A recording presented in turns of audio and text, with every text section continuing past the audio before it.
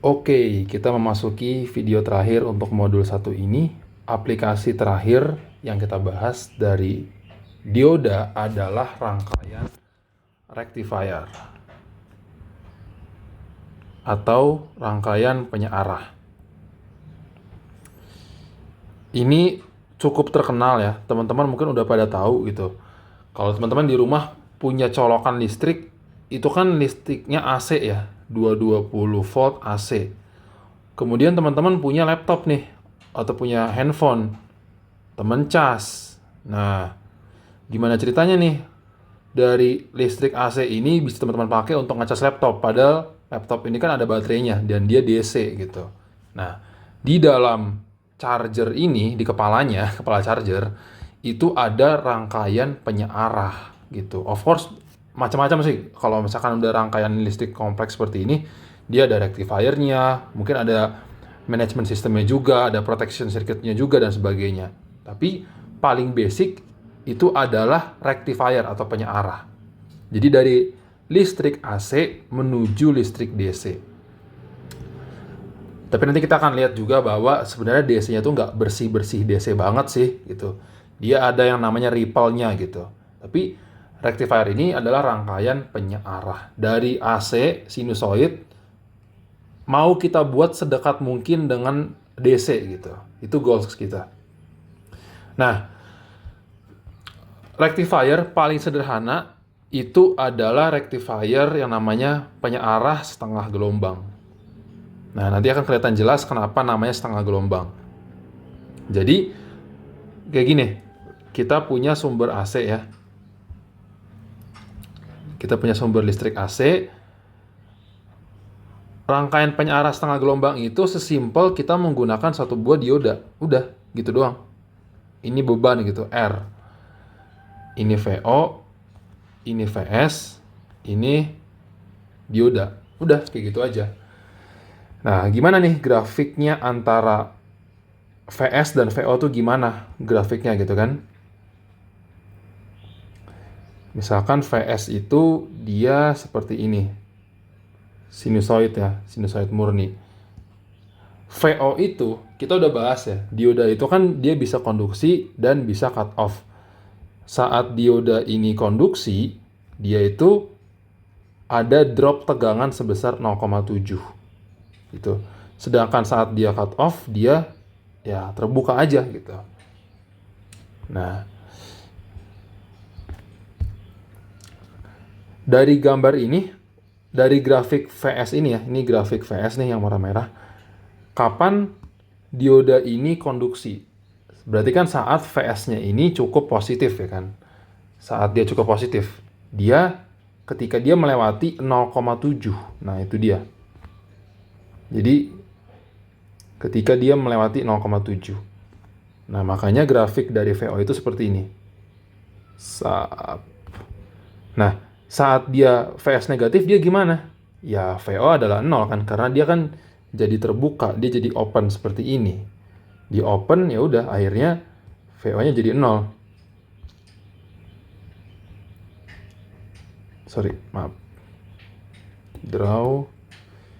Berarti gambarnya seperti ini. Nah, perhatikan ya bahwa VO itu dia tidak sepenuhnya sama dengan VS karena di sini dia ada selisih 0,7 volt gitu.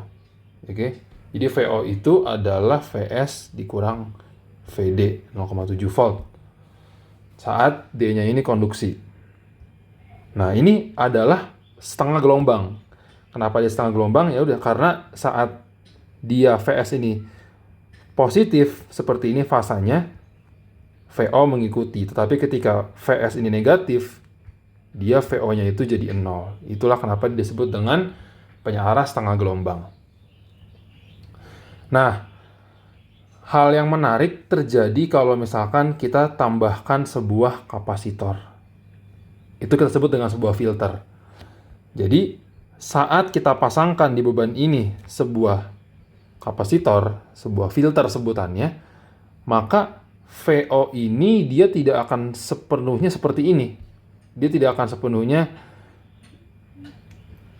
puncak, datar, puncak gitu. Tapi dia akan ini ya, akan terjadi proses pengisian kapasitor kan. Kan kapasitor ini kan nanti akan di charge dan juga di discharge. Ya kan? Nah, saat dia proses mendischarge, nanti VO ini dia jadi seperti ini gambarnya. Ini ketika terjadi penambahan kapasitor ya, atau filter ya. Nah, itu sorry, terlalu tebal. Jadi seperti ini.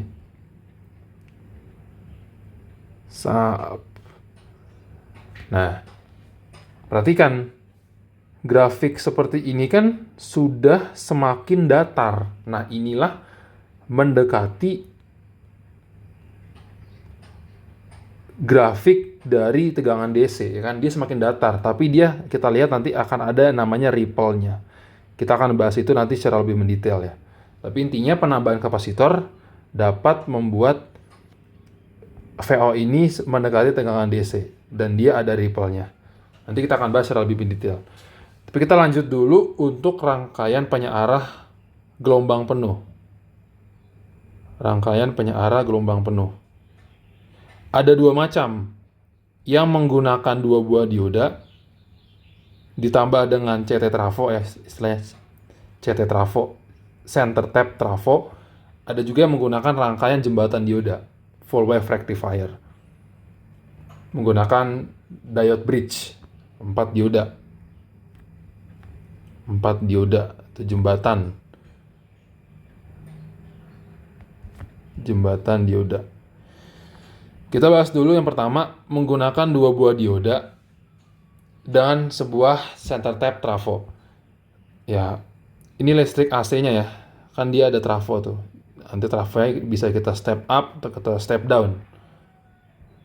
Nah, jadi center tap trafo ini, kan kalau trafo kan dia biasanya kayak gini kan. Dia ujungnya ada dua mata seperti ini. Ya udah, ini inputnya, ini outputnya gitu. Kalau misalkan kita belajar di fisika, ini kan dia punya sebesar NP coil, ini NS coil ya. Ini tegangannya VP, ini tegangannya VS gitu. Kalau dia ideal, ya perbandingan tegangannya itu akan sama dengan perbandingan jumlah kumparannya gitu kan.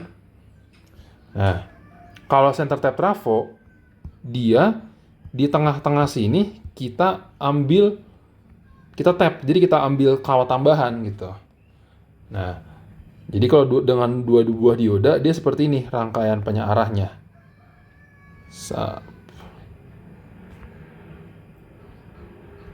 Nah, seperti ini. Jadi di center tap-nya ini kita pasangkan ke ground. Udah seperti ini. Ini penyearah gelombang penuh dengan dua buah dioda dan center tap trafo gitu. Gimana sih mekanismenya? Kok ini bisa jadi penyearah gelombang penuh gitu kan? Ya, misalkan ini VS-nya gitu. VS-nya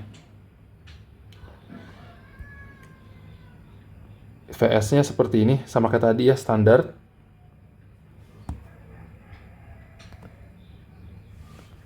Ini VS-nya. Ini kita sebut dengan dioda 1, ini dioda 2 misalkan ya. Nah, VS ya let's say ini perbandingan 1:1, sehingga nanti VS akan sama dengan VP gitu, let's say ya. Maka perhatikan bahwa saat VS ini positif, kita tinjau saat VS ini positif. Maka kalau VS ini positif kan, dioda 2 ini dia akan bagian ini akan lebih negatif kan dibandingkan ininya. Sehingga nanti D2 akan menjadi cut off. Dan yang konduksi adalah dioda 1. Maka ketika VS-nya ini positif, nanti rangkaiannya seperti ini. Nah,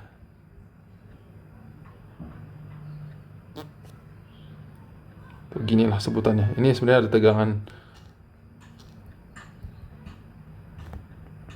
Nah, seperti ini. Karena di sini dia diodanya tuh terbuka gitu. Ini D1-nya konduksi. V0. Oke, jadi dia konduksi gitu. Jadi dia di sini terjadi sirkulasi kan, closed loop. Ya meskipun nanti ini dia berubah juga ya jadi 0,7 gitu.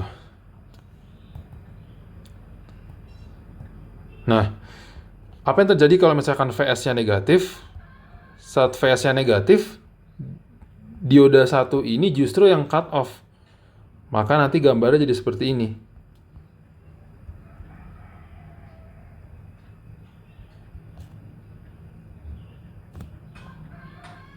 Nah, jadi seperti ini.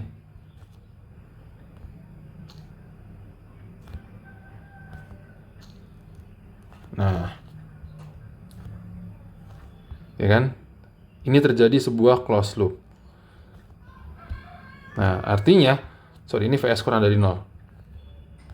Artinya, untuk segala nilai VS, V0 ini dia ada nilainya gitu.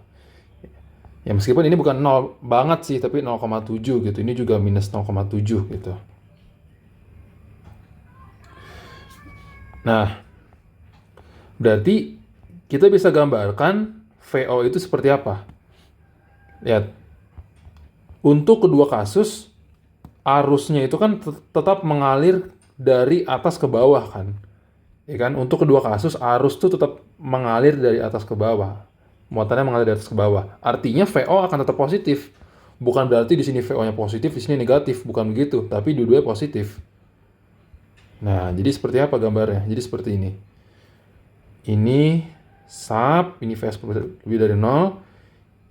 Nah, ini juga bisa dari 0. Nah, ini juga kayak gini. Sub, gitu. Oke. Ini grafik dari V0. Nah, ini adalah penyearah gelombang penuh, gitu. Jadi saat phase-nya itu fase positif maupun fase negatif, VO-nya itu disearahkan. Seperti itu konsepnya.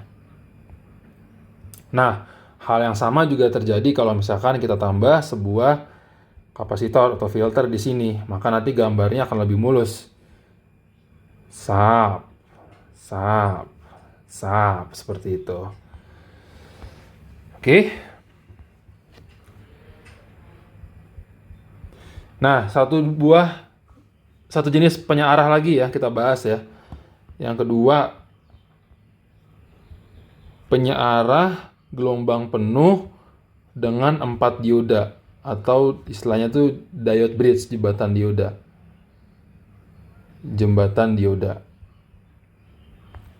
Jadi rangkaiannya seperti ini. Sama, misalkan ada sebuah trafo gitu ya. Kumparan primer, kumparan sekunder. Nah, ini bebannya. Jembatan dioda itu seperti ini. Ini saya sengaja kasih warna yang berbeda ya untuk rangkaian diodanya. Ini dioda nih, sub.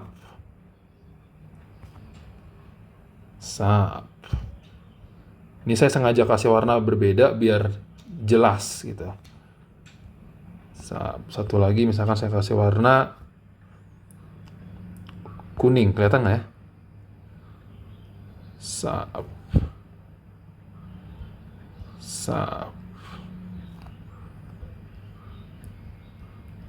Nah, perhatikan ya, ini warna ini penting nih dan orientasi dioda juga penting nih. Ini saya nggak sembarangan, misalkan ini ke bawah atau ke atas, itu penting nih. Ini namanya juga saya kasih deh, ngurut biar nggak kelupaan. D3, ini D1, ini D2. Nah, jadi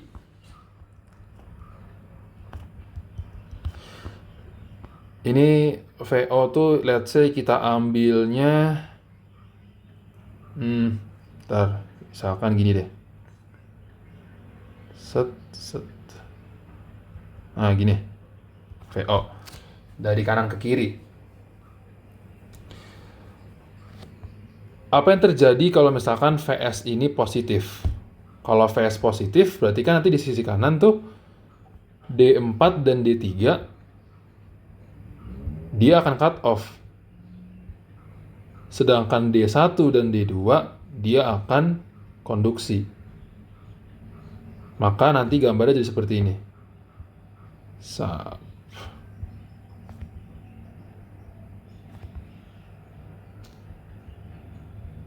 Nah, seperti itu.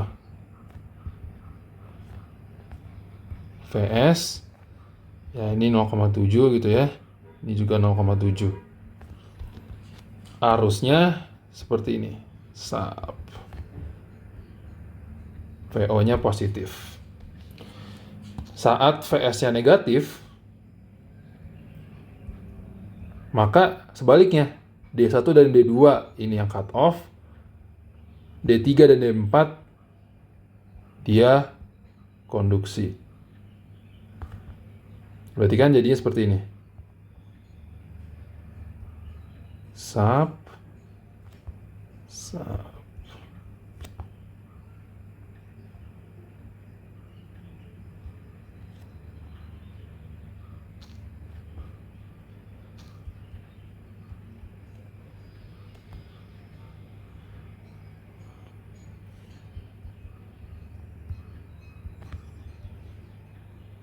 Nah, perhatikan juga arus tetap mengalir dari kanan ke kiri. Artinya VO juga terjaga positif gitu. Nah, ini sengaja ya, VS-nya saya buat ketika dia negatif dia ke arah bawah supaya ini kita asumsikan ini tegangan yang positif gitu. Jadi arah ini itu mengaruhi arah arusnya gitu. Oke? Arus positif. Nah, berarti sama kayak tadi kan, untuk kedua kasus VS, dia VO-nya itu ada nilainya. Dia bukan 0 sih, tapi 0,7. Ini juga minus 0,7. Gitu. Maka gambarnya sama seperti ini ya. Gambar grafiknya untuk yang penyiaran gelombang penuh dengan 4 dioda juga seperti ini gambarnya. Tidak perlu saya gambar ulang. Nah, saya akan coba bahas dulu secara lebih mendetail tentang ripple ini, tentang efek penambahan kapasitor ya. Efek penambahan kapasitor. Oh ya, kalau misalkan yang ini gimana? Gambar nambahin kapasitor gimana? Kalau yang seperti ini, itu tambahkannya sama, paralel dengan bebannya. Jadi kalau mau ditambahin kapasitor, ya di sinilah gitu, dia paralel.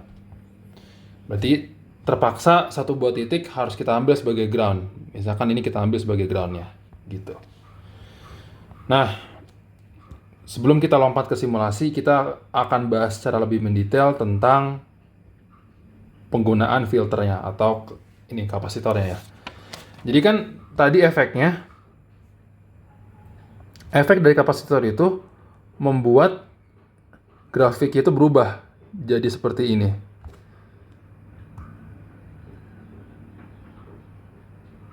Nah, seperti itulah kurang lebih ya. Jadi dia ada yang namanya ripple-nya gitu, ada ripple-nya. Nah, ini kita sebut dengan VR atau tegangan ripple. Dapat dilihat terdapat dua buah fasa di sini. Fasa dia naik dan fasa dia turun. Ini satu, ini dua. Fasa naik ini terjadi atau mekanismenya itu adalah pengisian kapasitor. Sedangkan fasa kedua ini dia adalah pengosongan. Nah, saya hanya akan kasih persamaannya saja. Sedangkan untuk penurunannya itu ya kita meninjau saat dia pengisian kapasitor. Berarti kan kapasitor itu kan apa sih? Dia persamaannya arusnya itu kan adalah C dV dt gitu kan. Ya, saat pengisian berarti menggunakan kondisi awal V0 sama dengan 0. Ya, ini nanti bisa di-solve lah persamaan diferensialnya gitu. Analisis rangkaian untuk dapat persamaan diferensialnya. Jadi saya tidak turunkan persamaannya semuanya dari awal, tapi saya hanya bilang grafik ini terbentuk karena terdapat dua fasa, yaitu pengisian dan juga pengosongan.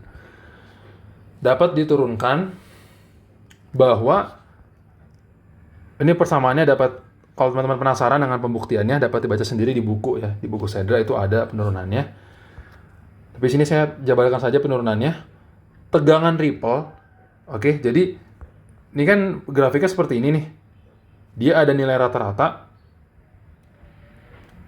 Ini nilai rata-ratanya. Ini 0 ya, nolnya di sini. Jadi ada nilai rata-ratanya. Ini ada nilai puncaknya. Ya kan? Ada nilai ripple-nya gitu. Oke? Jadi ada nilai puncak, ada nilai ripple. Hubungan antara nilai ripple dan nilai puncak itu seperti ini. Nilai ripple itu adalah nilai puncak dikali periode per RC. Nah, periode ini adalah seperfrekuensi, frekuensi dari sumbernya. Kalau di Indonesia kan berarti kan 50 Hz ya. 50 Hz gitu. Atau di beberapa negara ada yang 60 Hz. Atau mungkin kalau di lab nanti kan bisa dipakai frekuensi yang sembarang, 1 kHz dan sebagainya. Tapi ini hubungan antara tegangan ripple dan tegangan puncak. Oh ya, by the way, ini itu untuk yang setengah gelombang ya. Ini itu untuk yang setengah gelombang. Nanti akan saya kasih tahu juga kalau yang gelombang penuh gimana. Itu satu persamaan. Kemudian persamaan lain yang cukup penting. Yang cukup penting itu arus dioda. Nah, jadi kan nih grafiknya tegangan itu seperti ini kan. Dia seperti gunung-gunung seperti ini. Tapi kalau grafik arusnya itu dia seperti ini arusnya. Sorry, ini biar lebih jelas ya. Nah, misalkan di sinilah. Misalkan ini waktu ya. Grafiknya seperti ini. Sap. Nah, arus dioda itu ada saat pengisian. Nah, berarti di sini dia. Di sini dan di sini. Nah, sap. Jadi ini adalah grafik dari arusnya. Ini tegangannya tadi ya. Tegangannya. Jadi arusnya itu ada saat dia pengisian. Nah, dia kan ada nilai puncaknya nih, ya kan? Ada nilai puncaknya. Ya, ada juga nilai rata-ratanya. ID average. Kalau rata-rata kan kita punya grafik ya, punya fungsi. Ya, ini fx, ini x. Berarti kan f rata-rata itu adalah integral ini dari x1 sampai x2. x1 sampai x2 fx dx dibagi x2 kurang x1 gitu ya, kalau ini rata-rata. Itu nggak penting. Tapi persamaannya ID max itu adalah, ini dapat dilihat sendiri pembuktiannya di buku, adalah IL 1 tambah pi akar 2 Vp per VR. Dengan IL ini adalah arus pada beban, arus pada load, pada beban atau resistor.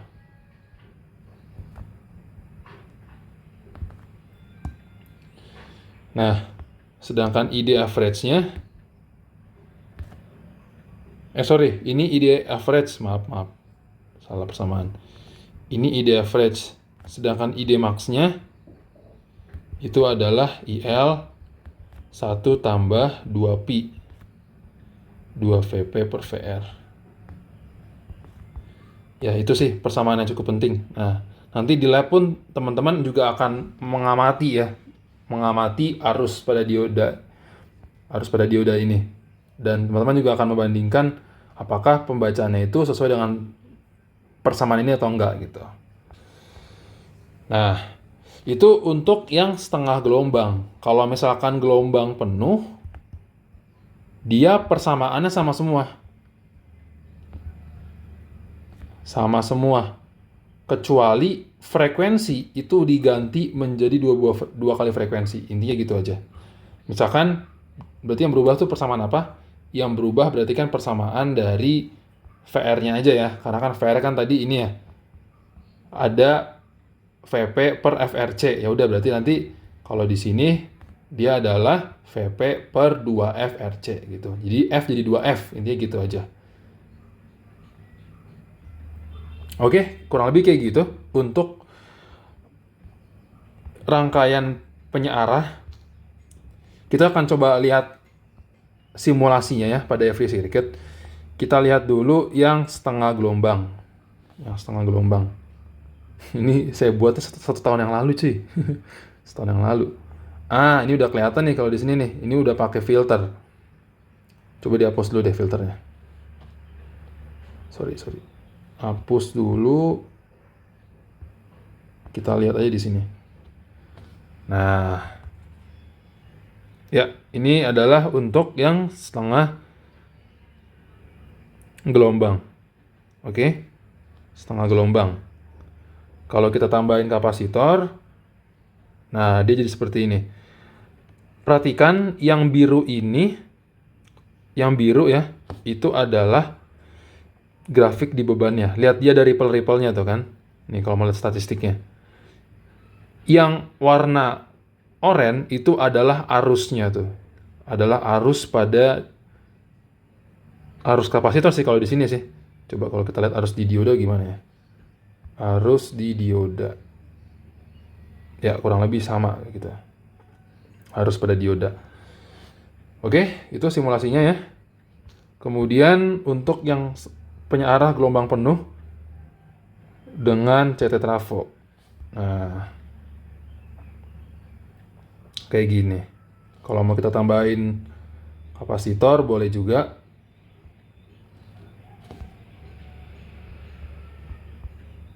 Coba kita lihat gambarnya jadi gimana. Gitu ya. Nah, ini perubahan nilai kapasitor ini memengaruhi tegangan ripple ya. Tadi kan ingat persamaannya kan FR sama dengan FP kali T per RC tuh. Jadi kalau C-nya makin besar, nanti ripple-nya makin kecil. Gitu. Ini ripple-nya untuk nilai 1 mikrofarad. Nanti kalau C-nya diubah, R-nya diubah, ini juga bakal berubah nih ripple-nya. Gitu.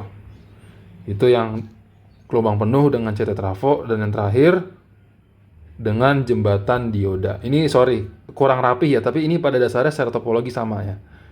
Secara topologi sama. Nah, gitu. Kalau kita tambahkan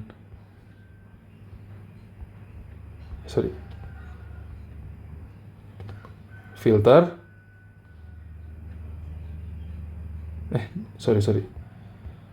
Dia habis ya.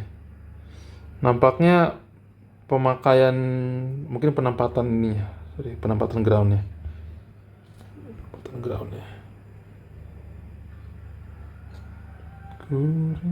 Terus ini gimana?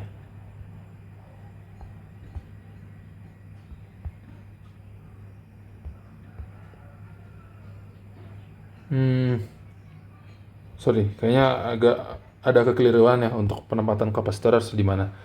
Tapi kalau untuk yang penyearah gelombang penuh dengan jembatan dioda seperti ini. Oke. Untuk modul 1 kali ini seperti itu dulu. Mohon maaf, ini pembahasannya agak panjang ya dari tadi. Semoga terbayangkan dengan apa yang harus teman-teman lakukan ketika di lab nanti. Terbayang ya, jadi punya dasar teori. Sekian, kita akan lanjutkan pada modul 2. Terima kasih.